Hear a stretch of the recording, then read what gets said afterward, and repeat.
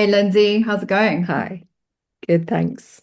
Good. Okay, so in today's podcast episode, we're going to be discussing toxic positivity. Mm, And that's really a kind of a suppression or minimization or kind of an invalidation of our emotional state in the name of being optimistic and, being resilient and taking responsibility. But what else is under that kind of banner of toxic mm. positivity?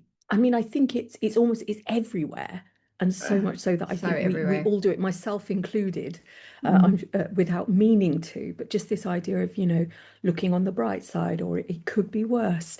And I think we're talking about is it's serving the function of someone's bringing something to us in a conversation. And for whatever reason, and it's certainly not malicious, but we kind of shut down that talking, that experience the person's having, and we try and flip it into just think about it differently, and it'll all feel a bit better. And I think it really taps into ideas around intention versus impact.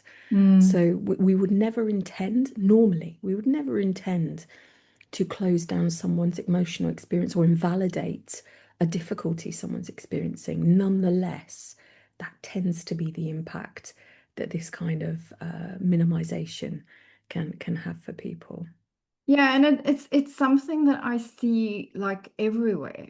Um, Mm, you know, I noticed, recently a friend was diagnosed with an illness, and there was just a kind of the way, oh, but don't worry, it'll be fine. Like you'll be mhm. out in no time, and it will be quick and organized and all sorted. And let's you got to stay positive and let's remain on the Yeah, bright side. And then even the way she was processing it, I was really feeling for her. She's like, oh, it could be worse. And I just thought, right. wow, like there's so much like genuine fear and anxiety there, which is completely normal. It is absolutely appropriate for you to have fear, anxiety, and a whole host of feelings. But there's this kind of pressure to put on a good face when you're around other Mm, people and not disturb their chi. And yeah, I'm yeah. kind of reminded of that movie, The Beach, where people are kind of having a great time on the beach and everyone's having a good a good moment there, and then that guy has the incident with the shark, and then they just move him to the other side of the beach, and they just think, okay, well, we don't need to be dealing with this person. They can just go over there. And we as human beings really struggle to be with negative and Mhm. disturbing content. So we just want to move it a little bit to the side there. And I'm wondering if that's just in our nature as people to want to minimize something so we don't actually need to be around it or exposed to it. I mean, maybe partly in our nature, but I think we become really attuned. So, if ever we've been in an interaction and someone has delivered one of those type phrases, might start with at least da da da da da, or something like that, we take that as a cue of, oh, okay, I need to stop. I need to stop giving whatever it was I was talking about or talk about it differently. It kind of closes down. So I think that we really recognize those cues when there's that invitation to no, let's not talk about it in that way. Let's think about it differently. I think we're really attuned to and practiced in, oh, okay, this is no longer an acceptable way to hold this experience or talk about this Mm. issue. And it's everywhere now, isn't it? With the explosion of social media, positive affirmations, quotes that are done in great fonts with nice colors, and just this, I Mm. think, sense of if we just think about it a bit differently, it will be better, or it could be better. And that power, I think it's very pathologizing. It It's almost it is. sits within us to change that Yeah. experience and really doesn't do justice to the fact that there are things that happen that are just hard or They're just painful hard or and they difficult. just suck. And I think perhaps in that moment of choosing to reduce discomfort for the observer or the person that is listening by minimizing our emotional Mm, experience or not even talking about it, it might have the promise of control, but what it does instead is it really drives those feelings deeper. Um, yeah. and and then there's nowhere to go. Where do you It's go very with that stuff? isolating, isn't It it? is. because Yeah. then you think, well, I can no longer take this topic to this person. And so it closes down those opportunities for processing. That's one less person we feel we can think something through with or process something with. But it's everywhere, as we said, and it's kind of I'm curious about, the extent to which it's everywhere. It's not just on social media, but there's No. entire educational organizations, motivational speakers, certain coaches and rah rah rah people that emphasize this way of thinking and emphasize, and there's positives to it. There's definite time and place. And I've taken courses like that where, that emphasis on agency and positive meaning making and Mm. authoring and personal responsibility and integrity. It can be very motivating when you feel stuck and disempowered. But I think if we reframing emotional pain as simply a story you're telling yourself or a meaning that you're making, that can be actually quite dangerous. I mean, there's a whole industry around this. I believe there's over 10,000 books now on positive thinking or positive reframing, and a whole industry selling it because it's seductive. When we're stuck or when something's difficult, who would rather not feel that pain? We all would. And I guess it's just thinking about the route through. It just feels like it bypasses some really important steps that perhaps we'll be talking about later on. But I think often the spirit is well intentioned, but I think when you miss out some of those key steps about really sitting with and acknowledging those emotions, we're missing something really important. And you were talking about the film The Beach. It takes me to the film Inside Out, where Joy is running around and just wants everything to be great and joyful and great. And really, everyone's trying to sort of sideline sadness and keep him away and doesn't want sadness around. But that actually, when sadness is seen and witnessed, that actually brings a whole new level of emotional acceptance and space for sitting with the full richness of our experience. Because absolutely, all these difficult emotions that we're talking to, they are part of the fabric of human experience. So it's just Absolutely. thinking about how we can hold those emotions rather Yeah. than push them away, squash them down.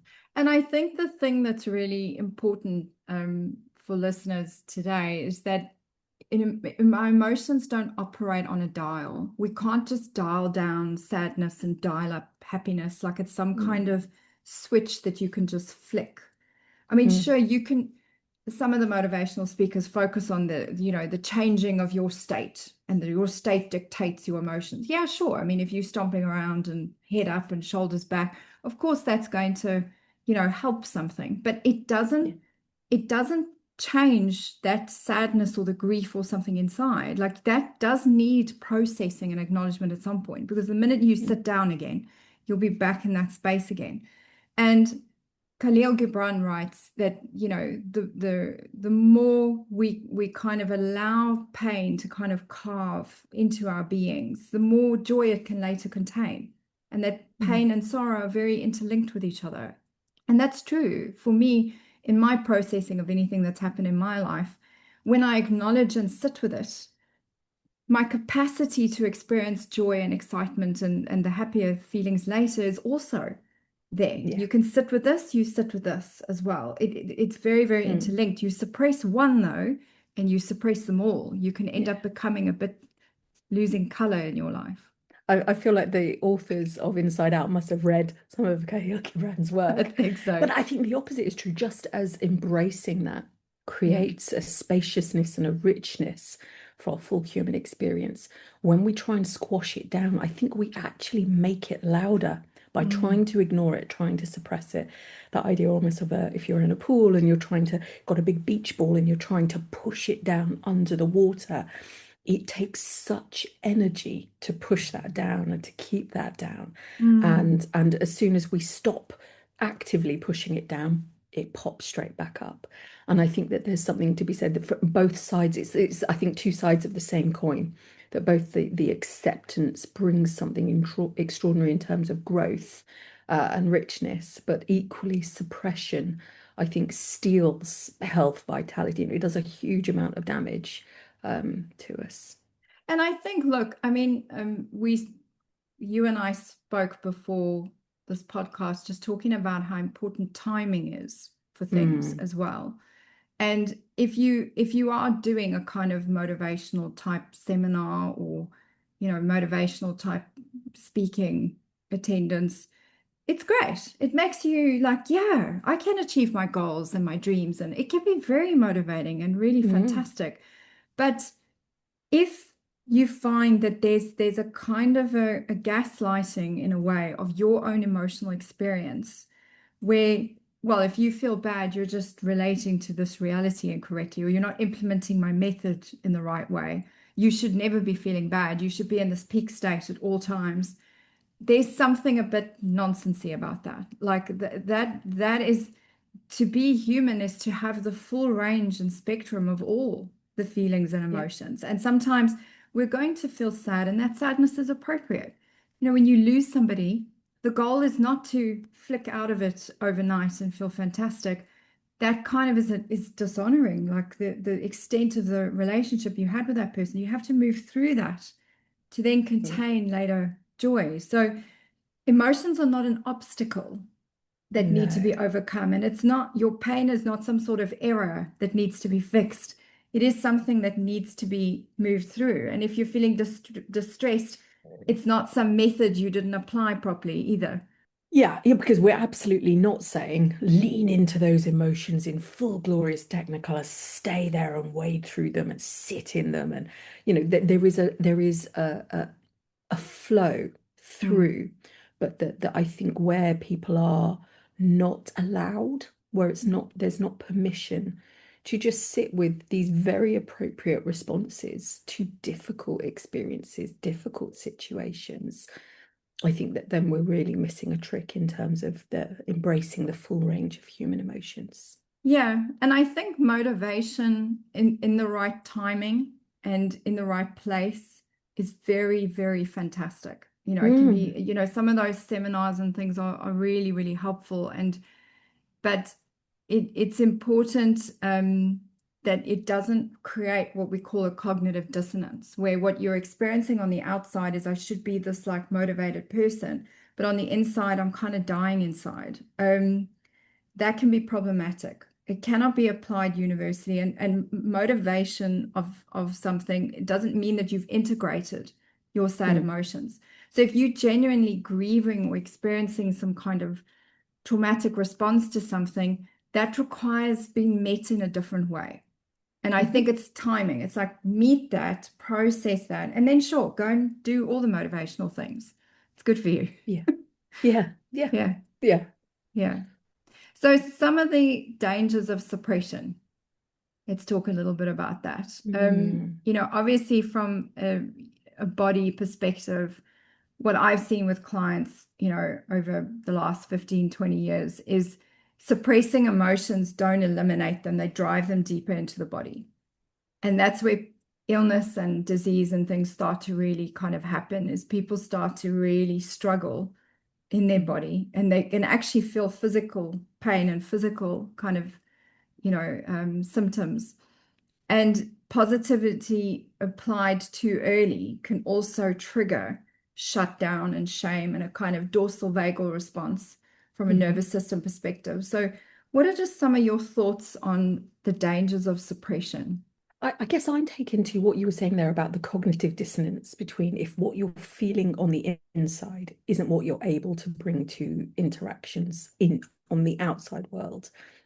You are wearing a mask, and the energy that it requires to wear a mask is energy you haven't got to use in other ways, and it takes its toll on us physically. We are, the nervous system sees the threat that we're experiencing. We're trying to hide, trying to keep it hidden, don't want people to work it out. We want to be seen as acceptable, accepted, invited to things. And so this gap can widen until it can almost become a gulf. And I think that leaves us in this perpetual state of feeling out of place, disconnected, anxiety, our fight or flight response, our nervous system is just dysregulated almost constantly because actually we're living with the inauthenticity of where we're truly at and what we're showing to the world. And I think that the hardest thing is when that gap gets so big, how do you join it back up? How do you Yeah. suddenly declare that yeah, this is, I know I've seemed fine for months, but actually that is not where I'm at all. And I think the thing that's really important is when you're experiencing something really hard, what makes it harder is experiencing it alone. And Mm, if you're running around reducing discomfort for the people around you by trying to stay fake positive or fake happy or seem better than what you are, that's not good for you. But equally, withdrawing completely because there's no way safe to kind of process or have those experiences is also not good for you. And, yeah, that kind of shame and shut down and dissociation and collapse, it needs somewhere to go to process it. yeah. It can't stay stuck because, as I said, it drives deeper into the body, and that's where we have more issues later on. So And it can just just get so somatized and then become experienced as physical problems. The definitely. impact, the cost on the body of prolonged stress is so well established in the literature. And I think that when you're talking about that the isolation, I think that is Mm. is well recognized as being one of the most damaging and costly barriers to actually processing what might be very understandably difficult experiences. And I mean that sense of invalidation and not being safe to be me is a core feature of complex PTSD, emotional attachment issues, attachment trauma, early developmental trauma. Um, and trauma isn't just about what happens, it's being left alone with what happens. Mhm, And I think being kind of kinder and just taking like a moment to sort of acknowledge around you that it's okay to not be okay. You don't need mhm, to be all positive and happy for me to be a safe human over here. And I think when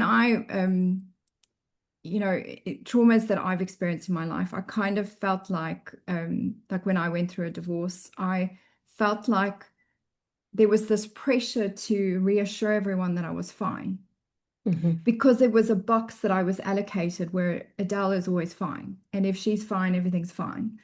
mhm, And me jumping out of that box was now going to destabilize everyone else's box as well. And mhm, I think when I realized that you have to be brave enough to climb out of that box to get the help that you need so that you genuinely can kind of be resilient and better again.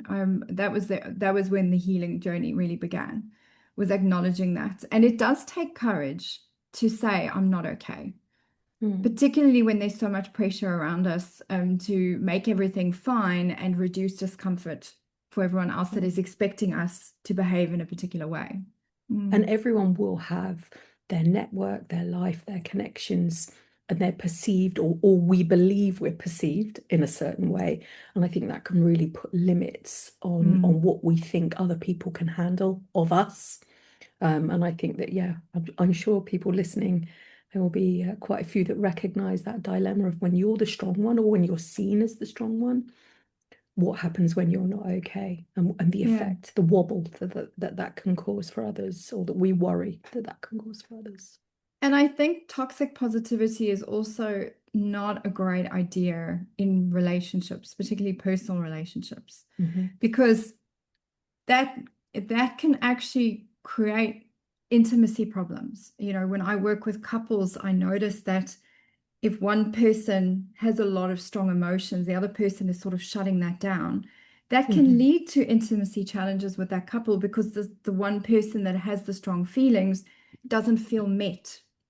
And, if there's an inability to tolerate dependency or weakness or emotions within a relationship, that can be really, really damaging to that dynamic.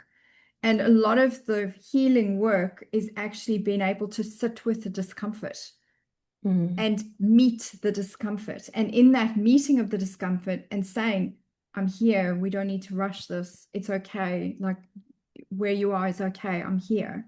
I'm not Hmm. leaving you. We're together in this. That's where everything starts to kind of begin working again. I mean, we talked at the beginning about one of the key features of toxic positivity is the invalidation that a person can experience when we're on the receiving end of it.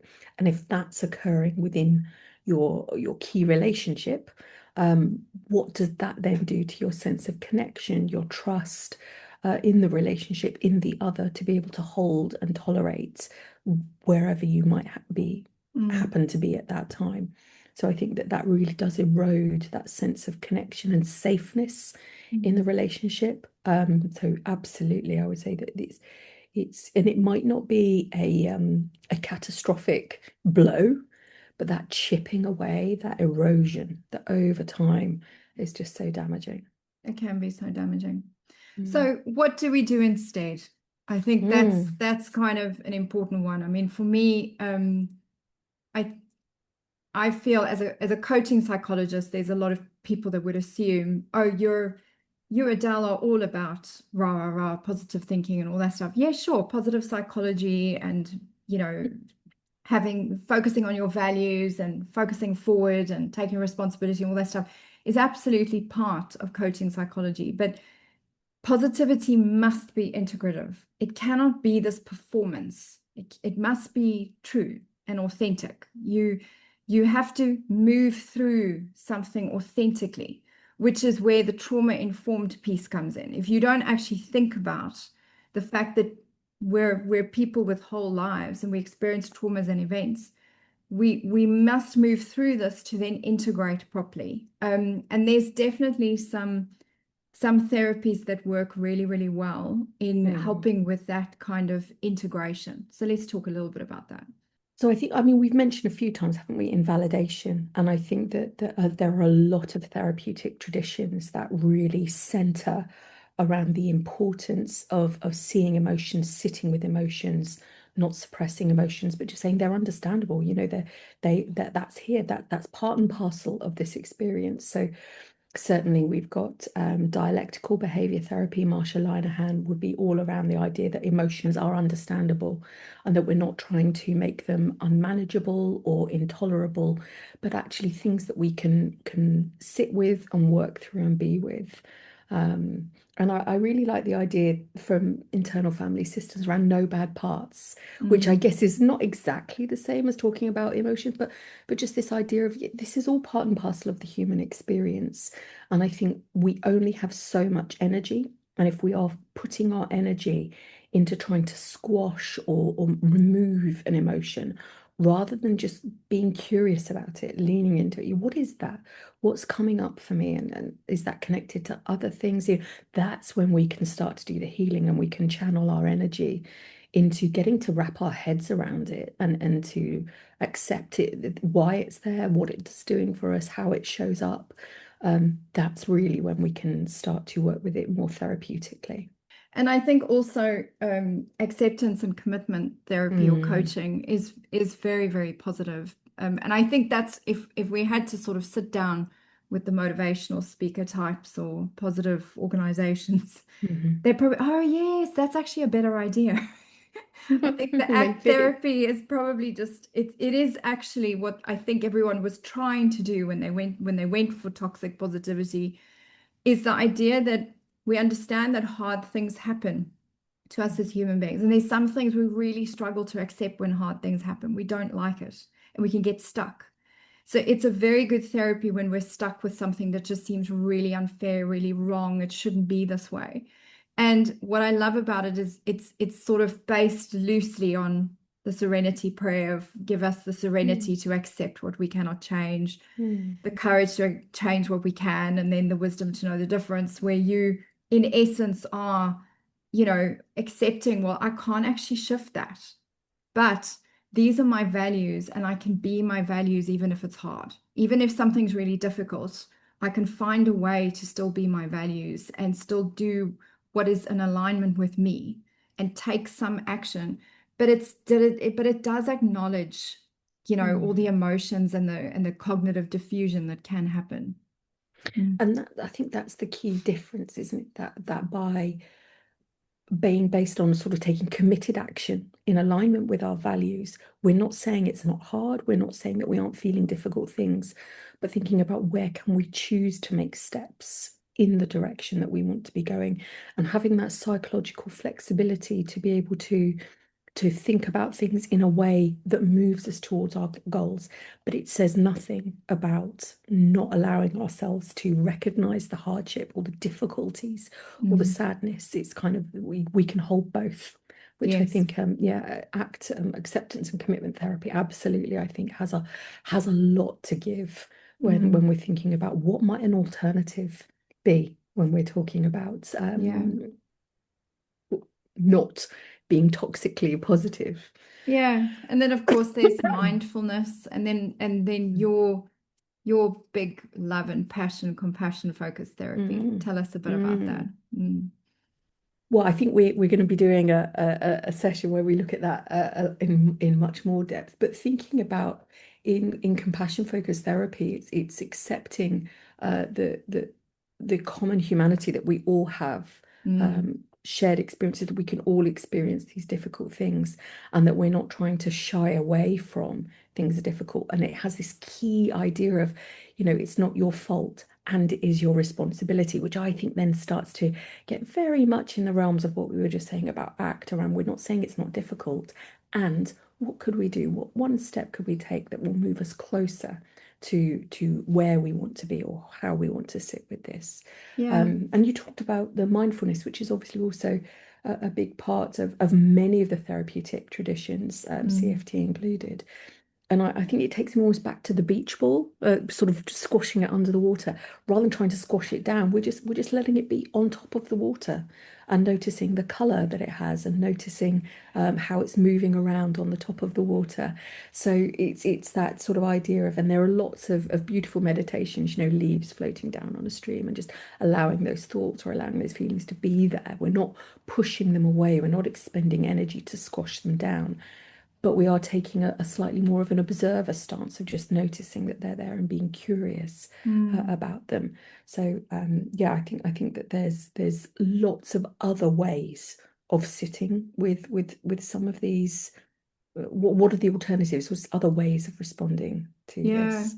And I think obviously, any kind of, well, in particular, a psychodynamic psychotherapy approach, Hmm. and that lens is really, really helpful because it does obviously that psychotherapy is a lot longer process, but it's a beautiful process of learning to really hold your own hand through things and Mm, really meet yourself where you are.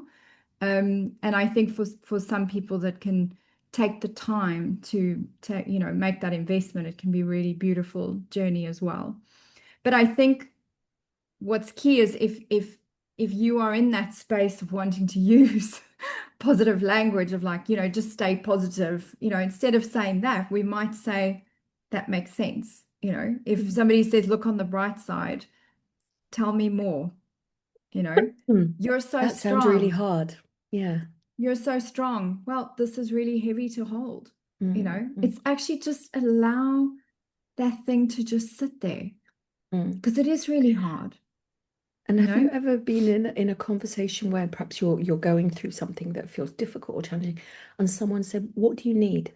You need a hug, more Mm. conversation, you want to do something," and just that idea of rather than just being told, "Well, let's just brush it off, let's go do something fun," kind of sitting in the invitation for us to tune into what we need, and to bring that. But I think that when that comes in tandem with a feeling very seen, and that the emotions are okay, the person can bear to be around you when you're feeling difficult emotions, that it doesn't break them or damage them.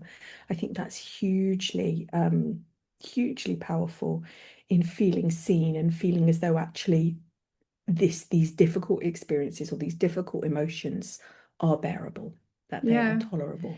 And I think the other thing I would say is also, I mean, alongside toxic positivity has been the rise and glorification of Stoicism.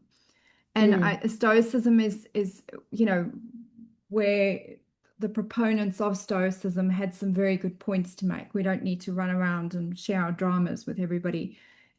I think what's also key and fundamental underneath that is that when we're just suppressing for the mm, sake of suppressing, we are in some way bypassing. And when we do that, it will drive deeper into the body. So by all means, you don't need to run around and tell everyone your story, but tell someone, Mm-hmm. process with someone. Don't be alone with it either, just because you have a commitment to being stoic. Because I think there's a time and a place for being positive, for being motivated, but that should happen after being self-regulated. And that's really what Yes. resilience is all about, is we first are regulated, and then we can motivate and move forward and aspire and be goal orientated. And that's what resilience really is. And we didn't label it as such, but I think when we were talking about the other therapeutic approaches, that's what they lead to. They support us to become more regulated, because when we're more regulated, our prefrontal cortex comes online, and then we're in a position to think, and all of our other multitude of skills and different ways in which we can work with difficult situations or sit with difficult emotions come back online. But if we are dysregulated, if our nervous system is dysregulated, it's so much more of a challenge, if possible at all. Beautiful. Okay, so that's enough for this week. Now, next episode, we're going to be talking about self-compassion. So the kind of antidote, I would say, to toxic positivity is holding your own hand through some self-compassion. So yes. All See you right. So then. till next time, when we muse things all health, relationships, and trauma. Take care. The information shared on the Naked Insights podcast is for educational and information purposes only, and is not intended as a substitute for professional therapy or counseling. While we aim to provide helpful and accurate insights, individual experiences may vary. If you're experiencing trauma, mental health issues, or distress, please seek guidance from a qualified professional. The views expressed by us as the hosts are our own and do not necessarily reflect the opinions or positions of any affiliated organizations.